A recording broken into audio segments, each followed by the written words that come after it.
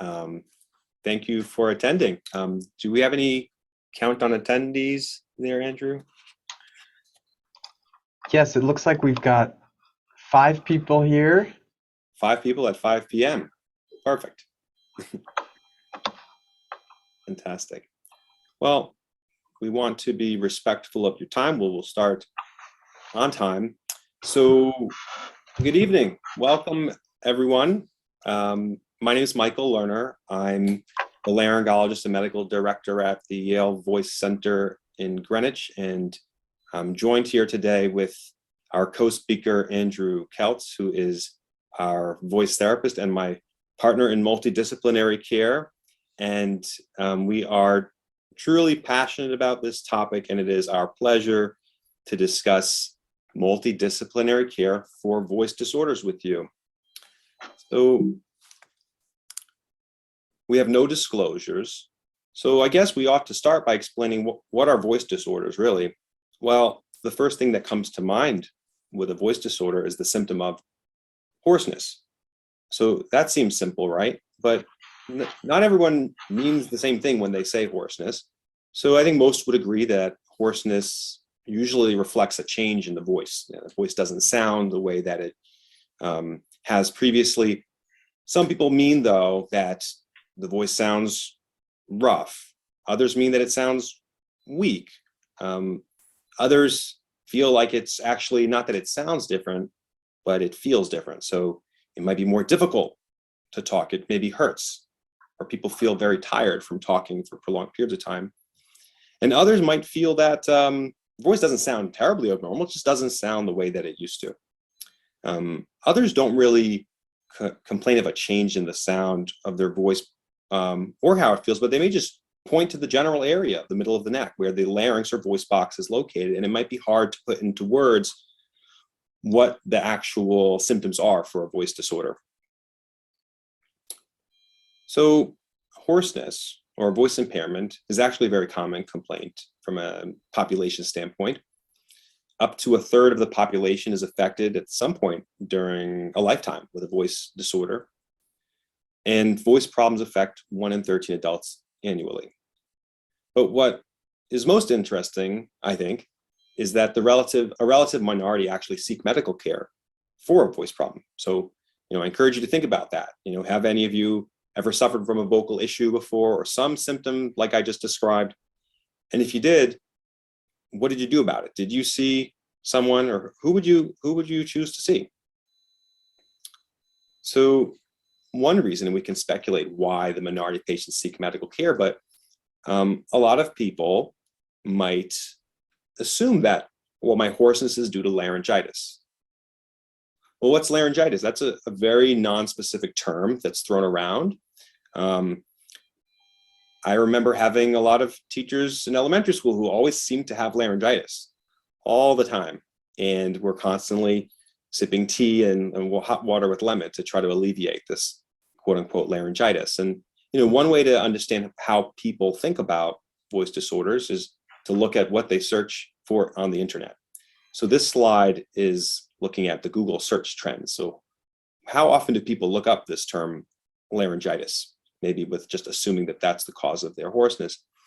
And this looks at the time course from, I guess, around 2004 up to now. And you'll notice, yes, every December, wintertime, there's a spike in people looking up laryngitis because people get a cold or they get upper respiratory infections and they search laryngitis. But what you'll notice is people, though, search all year long for laryngitis. So there's something else going on here. There's a whole host of derangements or abnormalities or disorders that can occur that affect voice and result in perhaps the symptom of hoarseness.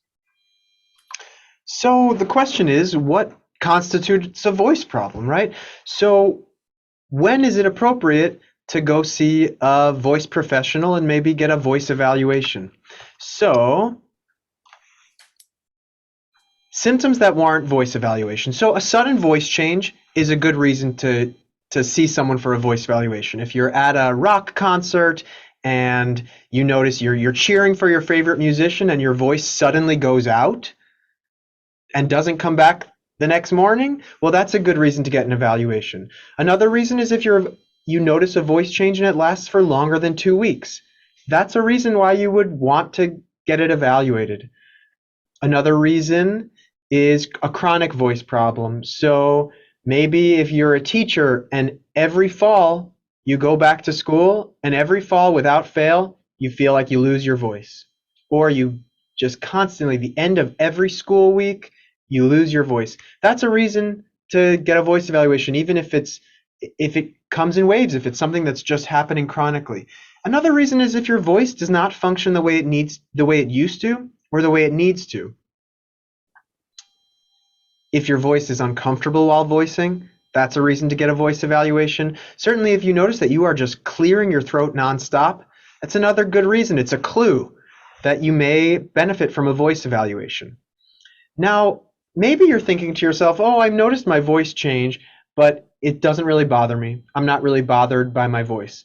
Well, any kind of voice change that lasts for longer than 2 weeks really warrants getting it evaluated, not because you necessarily want to do something about it, but because you want to make sure that it's not something else, something a little scarier. So you never want to assume that, oh, this is just because I'm getting older, or this is just because I used to smoke, or this is just because I talk a lot.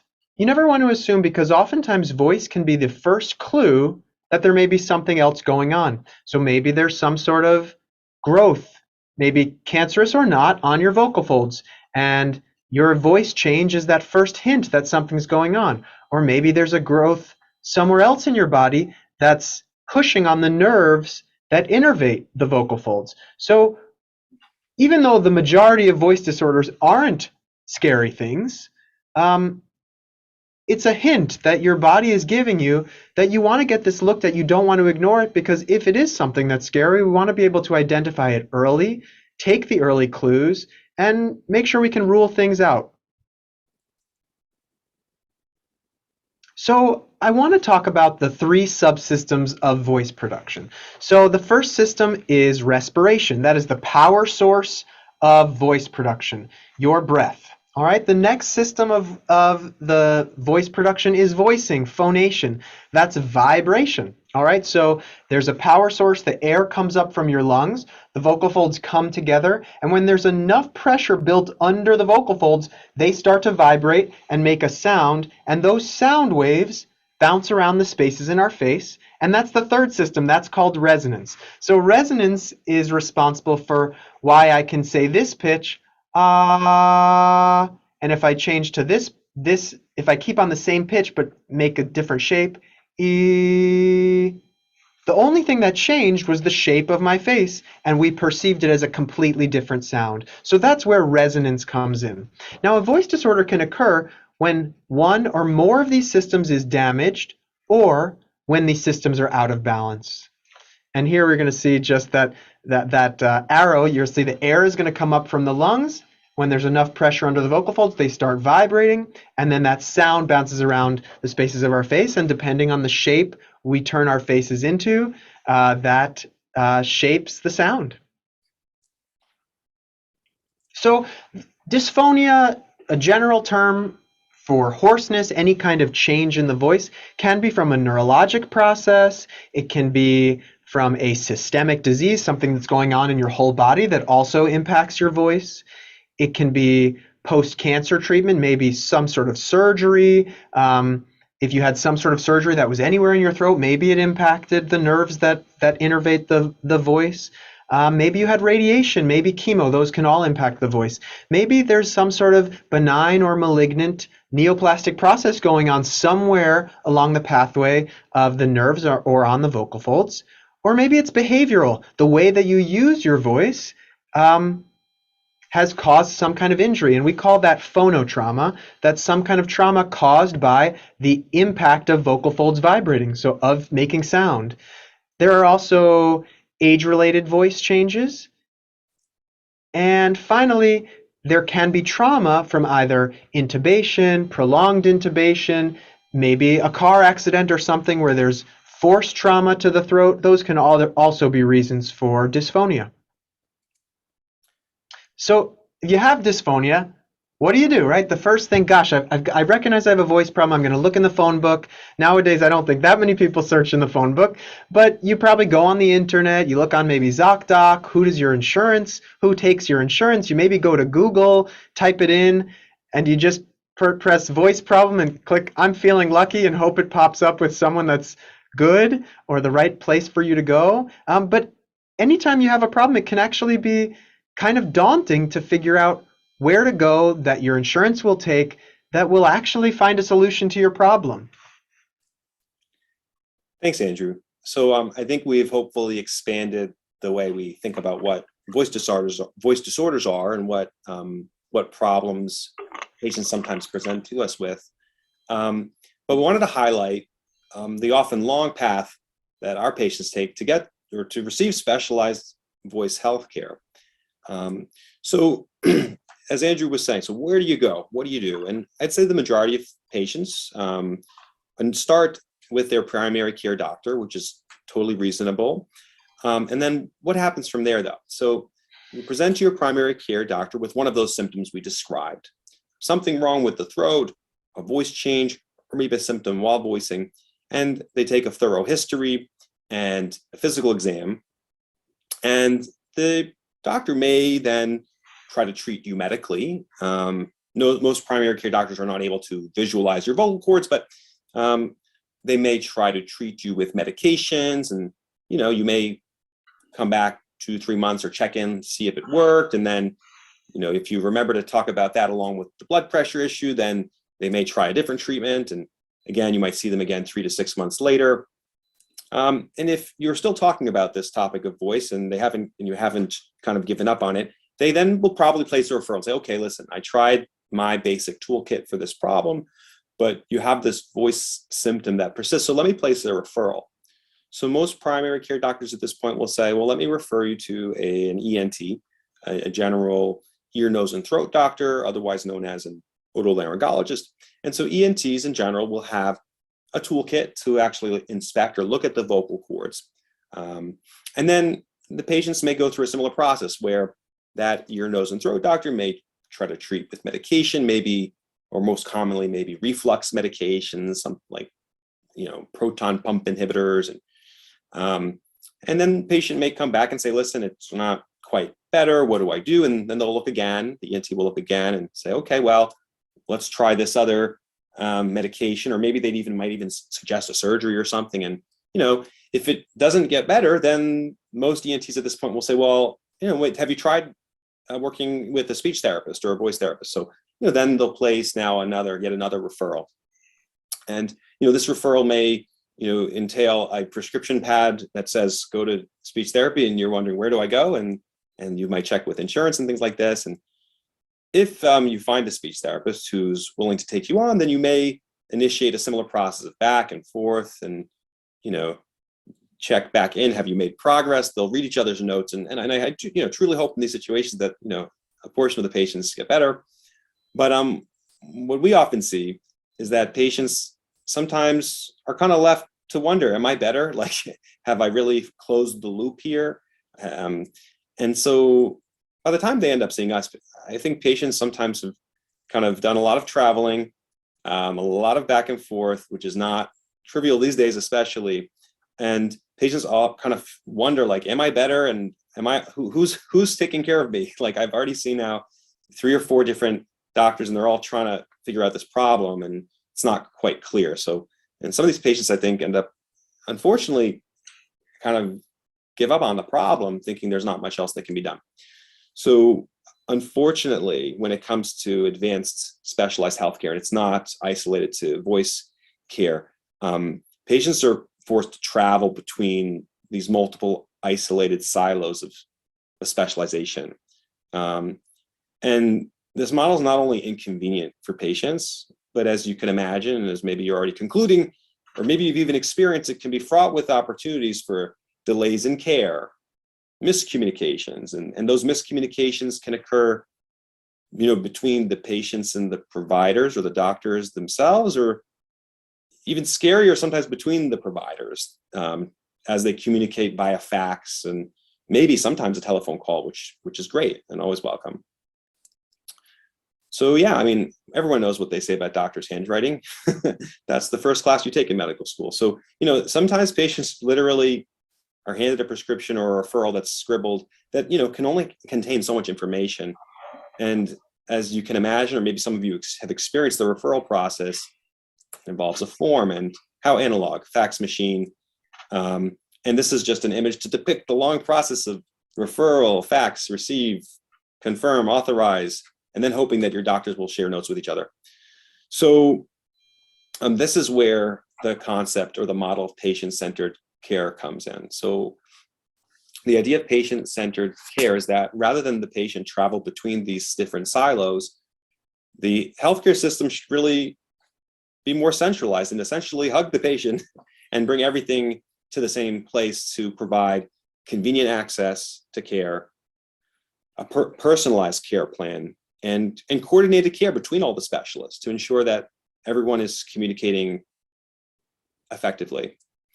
So the value of multidisciplinary healthcare. So I don't want to assume that the term multidisciplinary is obvious, but it means multi means many, and disciplinary means different specialties. So the idea is that it's not just the surgeon who's the hero, or the medical doctor is the hero, or the speech voice therapist. It's really the combination of care that oftentimes is necessary to enhance outcomes. So this is most obvious and most proven in cancer care, actually. So we understand that, that at cancer centers, you have the medical oncologist, the radiation oncologist, and the surgeon, and even other nutritionists. Everybody comes together around the patient to make a comprehensive plan together with the patient to choose the best treatments, to best understand the pros and cons, and also to stay true to the most recent and scientific data and evidence to make sure that patients receive the highest quality of care. And this isn't only true with cancer care, but it's become more recognized that with neurologic disorders like Parkinson's disease and pain care, we understand that the value of this multidisciplinary care for patients. And of course, for orthopedic care, we understand that patients have, orthopedic surgeries, but the physical therapy is so important towards the most functional outcomes. And so it should come as no surprise at this point that the need for a multidisciplinary approach for voice, swallowing, and airway problems, specifically here voice, is certainly proven to be true. And actually in every major academic center and major city, the multidisciplinary model for voice care has become the gold standard. So depicting this for voice care, essentially, you have this under one roof model where the patient isn't driving between all these locations and hoping that everyone sends accurate notes. But we have the laryngologist, that's the MD, that's me, the voice, who's the voice specialized doctor surgeon, together with a voice specialized speech language pathologist or a voice therapist like Andrew, and all of the different specialized equipment and tools that we have to treat patients all in one place. And so this is our particular voice center multidisciplinary model here in Greenwich. And so who are your voice specialized healthcare providers? Well, I did point that out. We were at the top of the graphic there, but you need number one, a voice specialized speech language pathologist, voice therapist, plus the voice specialized ENT or laryngologist. And this is me and Andrew. So this is us in our office space. And I'll tell you that the two of us are so passionate about voice care, and we're so excited to have brought this model of voice healthcare to the community, really, in Greenwich, to areas really close to where we grew up. So we want to bring this level of care to the community where it's within reach, where people don't have to actually even travel so far as the major cities, where we have it right here for you. So at this point, I want to transition and let Andrew pick up from here. Great. So thank you, Dr. Lerner. So we can move to the next slide. I'm excited to tell you a little bit more about the differences between an otolaryngologist and a laryngologist. So an otolaryngologist is a general ear, nose, and throat doctor, right? A general ENT. And so the education that they went through, they have an undergraduate degree. They then spent 4 years in medical school. They then do a 5-year residency in general ear, nose, and throat, medical and surgical training. And then they are an otolaryngologist, a general ENT. Now, there are a variety of subspecialized ENTs that can go into different things, For a laryngologist, they are a voice, upper airway, and swallowing specialized ENT. They do a 1-year fellowship after their residency. So now it's 6 years total of training after medical school. And during that 1 year, they're doing specialized medical and surgical training on the evaluation and treatment of voice, upper airway, and swallowing disorders. So to sum it up, an otolaryngologist is a general ENT, and a laryngologist is a voice specialized ENT. And now to the next, what is a voice therapist? So the path to becoming a speech language pathologist is you have an undergraduate degree, and that would include specific courses related to communication sciences and disorders. You'd go to graduate school, which is around 2 years, depending on the program you go to and how much they squeeze into each semester. And that covers disorders of speech, language, and swallowing across the lifespan. So all the way from treating patients in the neonatal ICU, all the way to geriatric populations who are dealing with age-related voice changes or speech and language changes that come from strokes or anything like that. So we cover all of that material within these 2 years. And then as people decide what they want to do after that, they can do specialty training and really find their focus and what they want to do. For me, I knew that I wanted to go into voice disorders. This is my second career. My previous career was as a singer and an actor for a little over a decade, and I knew that I wanted to focus on voice. So I did some research during grad school specifically on voice, and I sought to find fellowship training in the evaluation and treatment of voice disorders. So I did a clinical fellowship. It was a 1-year training specifically in a multidisciplinary voice center. And that's one path to become a voice therapist or a voice specialized SLP. But other ways that people can get this kind of specialty expertise is through certain courses and going to conferences and just getting hands-on experience with that. And then additional relevant experience that's very common among voice therapists is past work or training in singing, acting, or vocal pedagogy. So there is a lot of overlap with voice therapists and the performing arts, though definitely not a prerequisite. So to sum up, a voice therapist or a voice pathologist is an SLP, a speech language pathologist with expertise in the evaluation and treatment of voice and upper airway disorders. And a little word on upper airway disorders that can include chronic cough, maybe difficulty breathing. There's something called paradoxical vocal fold motion that we work with patients on. That's if it's not lung related, but if you have trouble getting air in, maybe while you're exercising, and you feel like your throat's kind of closing up, that's something that we can work with people behaviorally on as well. So moving forward, one of the benefits of working in a multidisciplinary voice center like this is that we laryngologists and speech language pathologists, we are in the communication sciences business, right? So ideally, we're going to be very effective communicators. By being in the same building, it facilitates very strong communication between the different disciplines. So, I mean, for example, today, someone came in, had a complaint that they hadn't necessarily presented with, in my office, that they hadn't presented with on the day that they initially saw Dr. Lerner in the office. And I said, gosh, I think you might benefit from X, Y, and Z. And I went and poked my head out and said, hey, Dr. Lerner, do you have a minute? And he popped in, and I said, I was thinking that this might be a good medical treatment to add to the mix for this patient while we're doing therapy. And he was right there. And we just cut out so many steps in the process and made things much simpler for the patient. So that's just one example. It really, by being under one roof, and our doors are right next to each other, so it really facilitates effective communication that ultimately benefits the patient and the quality of care. And when someone is coming to us for treatment, I'm able to say, you know what, I want you to try voice therapy. You're going to try a handful of sessions. If it's not working or we're not seeing the results that we want or I would expect pretty quickly, then I'm going to send you back to Dr. Lerner. We're going to all powwow and decide what we want to try next, right? What we might want to consider after that. So that is kind of an ongoing discussion. So it's a little cheesy, but teamwork makes the dream work. Why multidisciplinary voice care? It's because as a team, we're smarter together, right?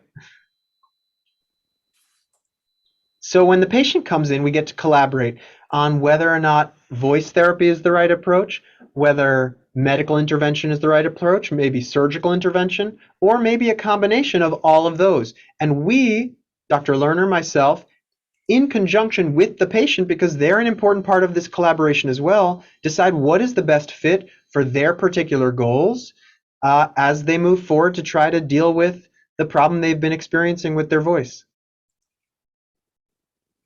So something that happens when you come to the voice center is we need to see what's going on with your larynx. So laryngeal visualization, endoscopy is something that would happen at a general ENT's office, and it can be with a couple different types of scopes that we'll go into later.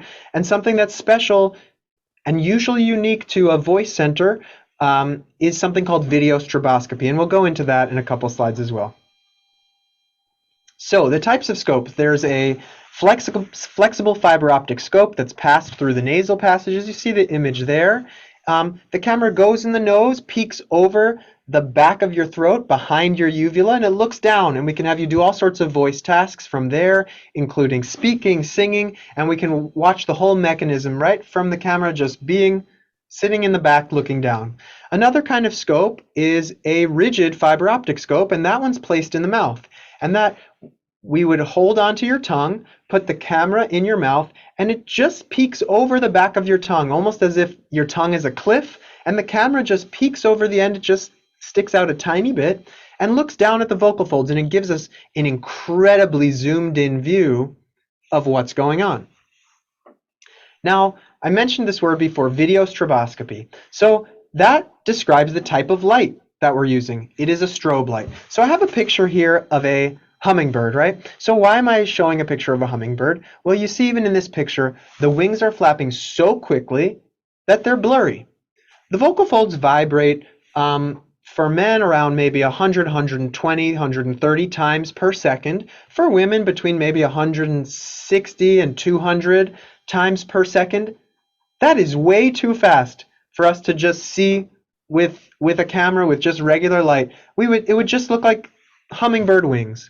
So this technology, by using a strobe light, what we're able to do is take little they're combining these still images as the light flashes so that we can piece together a slow motion view of what the vocal folds look like when they're actually vibrating. And that allows us to understand very subtle changes to the vocal folds that may be impacting the way that your voice is functioning.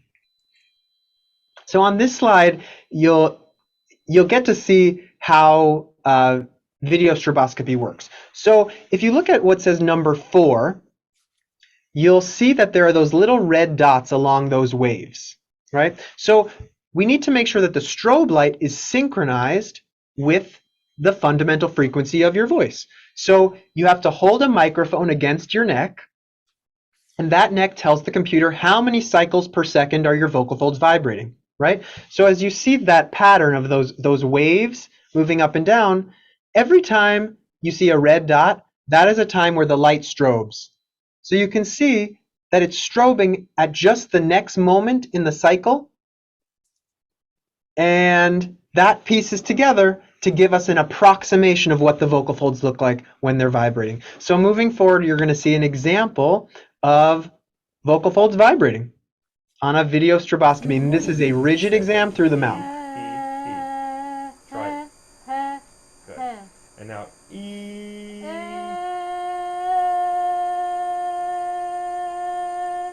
Now, now from low to high. He. I'm gonna give you a break. Recording. So, deep breath in and go from the bottom to the top. Go ahead. A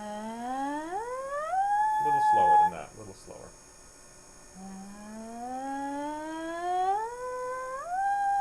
And that's it. Perfect. Good. So there you saw slow motion vibrations as the vocal folds were moving, and that was a pretty normal exam. So at the Voice Center, you may be thinking, oh, this place is really a great place for singers, right? Just singers. So certainly singers are welcome, but I want to say that all voice users are welcome here. So sure, singers have high voice demands. They belong at a place like a voice center if they have a problem. But other occupational voice users like teachers, they speak all day, every day, and they have incredible voice demands. They belong at a place like a voice center. A professor, if they're having a problem. Fitness instructors, they have very high voice demands, are certainly at an increased occupational risk for developing a problem with their voice. Clergy people, also professional voice users, business people, right? They have very high voice demands. Also, grandparents or parents, right? Just being able to read a book to your child or grandchild or niece or nephew or whomever, if your voice is not functioning in the way you need it to get through a book, that warrants coming to a place like a voice center. You're welcome here too. You don't have to be a singer, right?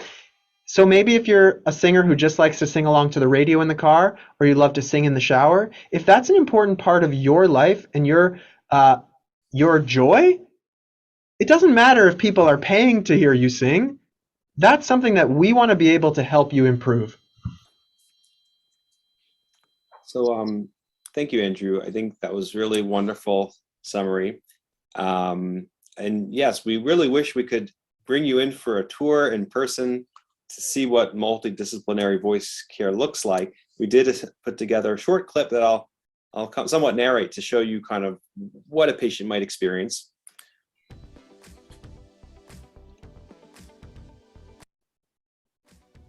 So this is our location at 55 Holly Hill Lane in Greenwich. You saw earlier the outside of our building here, and we're right on the first floor. So this is Suite 130, and you see our lovely staff there, Karen and Pam, and they'll room you into this specialized room where we have all of this fancy equipment. And then you have the team. So you have both me and Andrew will do our evaluation, and then we don't have that whole referral process where you have to get lost and do you see the speech therapist. You're usually going to have the evaluation together. We're going to put our heads together to think about a plan, and then we'll even do the initial voice recordings with Andrew to kind of get things started. So we work, like Andrew said, right next to one another and are in constant communication with each other and with the patients to make sure that we actually solve the problem. So we, of course, would be happy to have people in person when the time is right, but we thought that might give you at least a brief sense of what our home is like. So we wanted to play you all some recordings of patients before and after some kind of treatment here. So I want to encourage everybody to turn their sound maybe a little bit up, and we want you to really listen. Put on your listening ears. One of the first tools, obviously, video stroboscopy and all this high-tech equipment like this, the fancy microphones, that stuff all matters. But the most important tool we have is actually our ears, listening to what we hear the patient's voice sounding like, plus the story about how it happened from the patient. Those are often the most important clues that help us put together a clinical hypothesis of what's going on. And then all that other really fantastic objective information helps us confirm all the things we may be thinking. So this first clip is an individual who presented, I think he was in his 70s, and he presented to us with age-related voice changes. So I want you to listen to what he sounded like when he first came to the office. When the sunlight strikes raindrops in the air, they act as a prism and form a rainbow. The rainbow is a division of white light into many beautiful colors. Okay, These good. take the shape of a long... I think you got a sense of that. And now with him, he was a singer. He sang in his church. He loved talking to people, was and he felt that that was all really inhibited by this problem. And we did about 6 sessions of voice therapy. He was very compliant, and this is what he sounded like after that. When the sunlight strikes raindrops in the air, they act as a prism and form a rainbow. The rainbow Okay. is a division of. Good. So you get a sense of that one. He was so thrilled with the change in his voice, and he was able to sing again.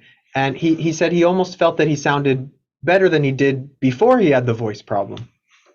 This next patient is an individual who had vocal fold paralysis. So the vocal folds open and close like that. When you breathe, they open up, and when you voice, they close and start vibrating. And for someone with the vocal fold paralysis, one side doesn't move. So maybe this one's opening and closing, but this other side's not moving. And depending on where the paralyzed side is paralyzed, you could end up with a very breathy voice. If it's paralyzed in an open position, then when you talk, you can't get the voice to come together, and it sounds very breathy. So this is a recording of a person with vocal fold paralysis. Sunlight strikes raindrops in the air. They act as a prism and form a rainbow. The rainbow is a division of white light into many beautiful colors. Good. So this was one that we didn't feel that therapy alone would achieve the results that she needed because there was just too much of a gap. So she underwent a variety of things. First, she went with a temporary filler to bulk up the vocal fold, and that's something that can be done generally in an office. She liked the results of that. Once that wore off, she decided she wanted a permanent solution, and she had a thyroplasty, which in another talk we could explain what that is, but that is a surgery. And you can listen to what she sounds like after that surgery. When the sunlight strikes raindrops in the air, they act as a prism and form a rainbow. Good. The rainbow is. So, and that was surgery combined with therapy around surgery to make sure that the healing goes well. This next one, I had to remember, which is the next one? So this is one, there's a interesting diagnosis called puberphonia, where an individual goes through typical male puberty, but they notice that their voice didn't change, right? Or they, for whatever reason, their voice stayed very high. So this individual came presenting to us saying it was really hard for him to participate in class. He felt that his voice was very quiet or it would break. So this is what he sounded like when we first saw him. When the light strikes raindrops in the air, they act as a prism and form a rainbow. The rainbow is a division. Sorry about that. That's okay. And let's play what he sounded like after. When the sunlight strikes raindrops in the air, they act as a prism and form a rainbow. The rainbow is a division Good. of white So light. with this one, it's actually interesting. This is considered a functional voice disorder, meaning there was nothing physically wrong with the voice mechanism. It was the way that he was using his voice wasn't allowing it to come out in the more typical way. So with actually just in one session, we were able to get him to be able to produce that sound that you heard on the second recording. And then the challenge becomes, how do you make that sound that he knows how to produce now become a new habit? And this last one is someone who had vocal fold paresis. This is her saying ah, and listen to what she sounded like first.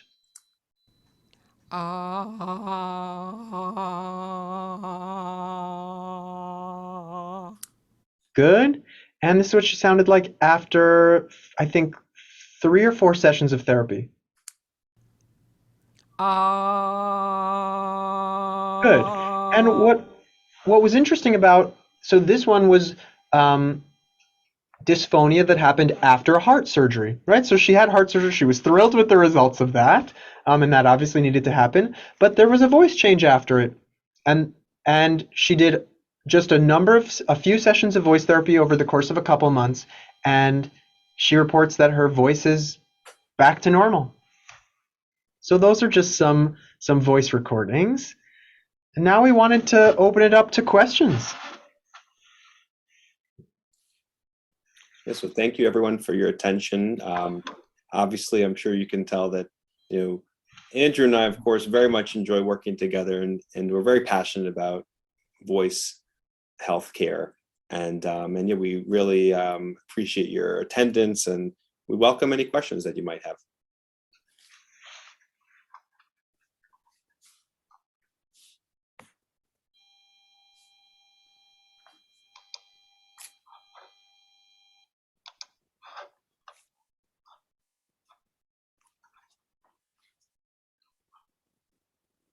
Okay, there is a question from one of the attendees. Her question is, does the Yale New Haven Voice Center operate on a joint clinic model where you do patient evals together? You mean, is this, just to clarify, is this asking YNH like New Haven or just Yale New Haven Health? What is the?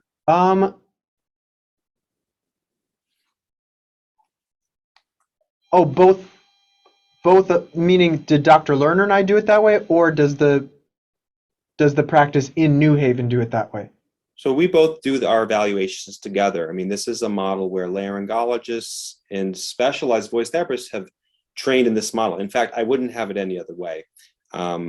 It's like to practice laryngology without a specialized voice therapist next door with me to provide the state-of-the-art care that I want to. I wouldn't have it any other way. So yeah, we are in a joint clinic model. So when we say multidisciplinary care, we mean that we are literally side by side, and we often will go into the patient to meet the patient together and obtain the history together.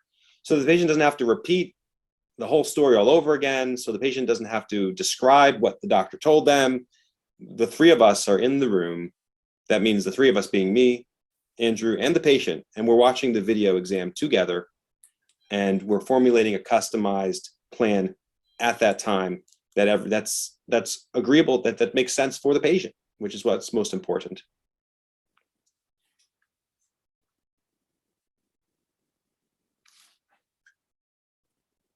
Thank you for your question. Yeah. Oh, absolutely. Thank you. I'm keeping my eye on the chat, so if anybody has questions, you can drop them in the chat, or I don't know if you're able to unmute yourself and ask it, but I'm monitoring the chat, so if anybody has questions. And no pressure, you don't need to have questions.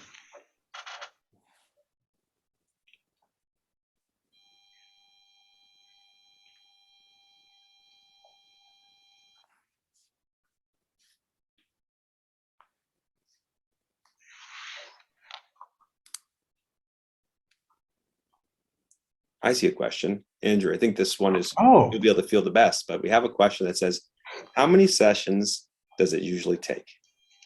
good question. So the short answer is it really depends on the patient and depends what's going on, but typically voice therapy is a short-term therapy.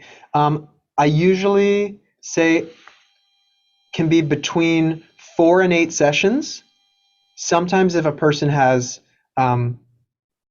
sometimes it can be longer, sometimes it can be shorter, but generally speaking, 4 to 8, 6 to 10 sessions over the course of a couple months is a complete course of therapy, and people are generally see improvement pretty quickly. This is one we do get kind of fast results, sometimes even immediately the same day. You teach someone an exercise or a different way to use their voice, and they leave the clinic on their first day feeling, oh, I think that exercise helped me. So it is a short-term course of treatment. It doesn't get dragged out. And I'd add that that is, of course, in support of this model, because I think I certainly see patients that unfortunately it looks like they've been doing some sort of their physical therapy or voice therapy for months and months and months, and I kind of engage with them at that point. Listen, time is precious. We all definitely feel this after the past few years we've been through, and we all and it's not against any particular group or healthcare provider, but you only have the tools that you have right there with you, generally speaking. So I mean, I have my equipment, my diagnostic equipment. I have medical procedures and procedures and surgical procedures I can offer the patient. But because I have a highly specialized voice therapist right here, so that's a really important tool that has, no risk, and is not invasive, and it can absolutely offer very quick results sometimes. And additionally, we are able to pivot. We're able to say, well, today, based on our impression, and we make an agreement with the patient, here are all your options, from least invasive to just voice therapy to medical to some combination thereof. And we agree on a plan that the patient, finds appropriate. And then we see how it goes. And we're able to check in with each other. And just like Andrew mentions, absolutely true. He'll bring to my attention that he's finding traction in this area, but things are stalling. And then we're able to think about new solutions with the patient as things are evolving. So it's more of like this live monitoring, more proactive, and just this ability to pivot towards expediting recovery. And sometimes thinking about, are there any other disciplines that we want to loop in, right? And we're able to talk about that, Dr. Lerner and I, and say, gosh, is there anybody else that we feel like needs to be in this conversation as well? And so definitely often short term, but every individual is unique. And there are some that it's going to be a longer process as they're recovering from whatever their voice problem is. So we definitely want to customize it, but the customization is all to the particular goals of that individual and how we can improve their ability to participate in their community or in their world in the way that is meaningful to them. And that's what we'll work toward. There's another question here. What is the most common pathology that we see in Greenwich? Andrew, why don't you name your thoughts on that, and I'll give you mine. Gosh, what's so cool is that I was even thinking today, my goodness, we see a really enormous variety. We see professional voice users ranging from teachers to singers to executives. We see phonotraumatic voice problems, so voice problems caused by significant voice demands. We do see a lot of age-related voice changes, right? Just someone who says, gosh, my voice isn't sounding the way it did 5 years ago. I want to get it looked at. And we look at it and say, and a lot of them don't even know that there is an option to do a therapy that in 2 or 3 months gets their voice feeling great. So age-related voice changes is another big population we see here.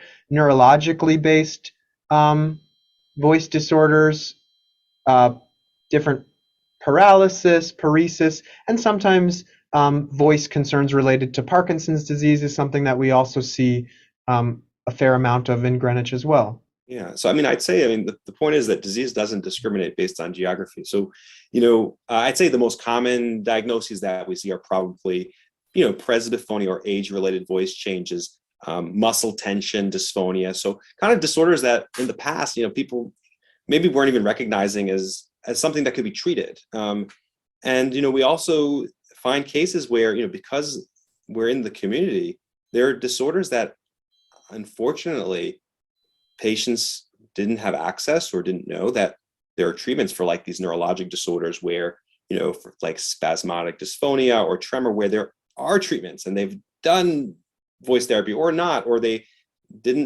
weren't encouraged to travel to receive Botox treatments for some of these things. So, it's we feel very grateful to be here in the area where we grew up, where we can tell people, no, there are things you can do. There are treatments available, and it's available right here. So yeah, I think we see all of it. We see all, and it's really a pleasure to find the cases where people felt like there was nothing they could do, or were maybe led to understand that there was nothing more that could be done, when in fact we are willing to work with our patients to, of course, optimize this function maximally. So a great question. Appreciate that question.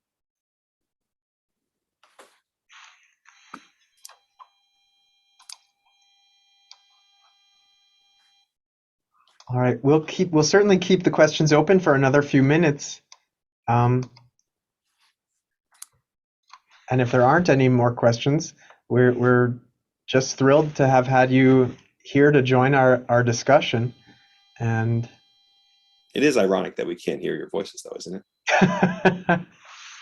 So, but yes, absolutely. We were so delighted to be able to share something that we're very passionate about with this audience. And of course, you have our contact information for our division of ENT, and of course, our contact information is also available on the Yale website. So, I think if there aren't any further questions, we'll close off the session. But we love communicating.